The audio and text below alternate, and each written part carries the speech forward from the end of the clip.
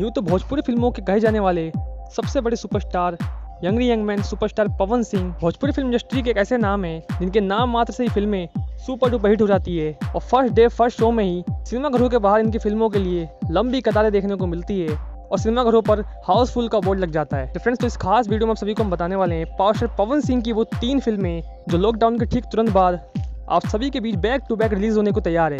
तो आइए जान लेते हैं पवन सिंह की वो कौन सी फिल्में हैं जो आप सभी के बीच रिलीज होने को तैयार है। तो पावर स्टार पवन सिंह की पहली फिल्म है जिस फिल्म का नाम है बॉस।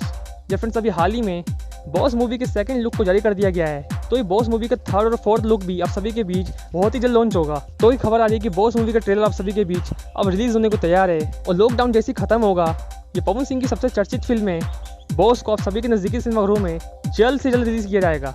तो पवन सिंह की दूसरी फिल्म की बात की जाए, फिल्म का नाम है घातक। जब फ्रेंड्स, इस फिल्म की शूटिंग पूरी तरीके से कंप्लीट हो चुकी है। तो ये मूवी के लुक भी आप सभी के बीच बहुत ही जल्द लॉन्च होने वाले हैं और ट्रेलर भी बनकर तैयार है। और खबरों की माने तो घातक मूवी को आप सभी के नज़दीकी सिनेमाघरों में लॉकडाउन के खत्म होने के बाद रिलीज कर दिया जाएगा, जो कि पवन सिंह की दूसरी मूवी होगी। तो लॉकडाउन के खत्म होने के बाद पवन सिंह की जो तीसरी मूवी रिलीज होगी उस मूवी का नाम है कैसे हो जाता प्यार, जो कि लव स्टोरी के आधार पर होगी। और इस फिल्म की शूटिंग भी कंप्लीट हो चुकी है जिसमें पावर स्टार पवन सिंह के साथ काजल अगवानी ने काम किया है। और इस फिल्म को बेहतर से बेहतर बनाने के लिए इस फिल्म के डायरेक्टर देवेंद्र एस तिवारी, जो कि इस फिल्म के डायरेक्टर हैं, काफ़ी खूबसूरत और बड़े महंगे लोकेशंस को इस फिल्म में शूट किया गया है।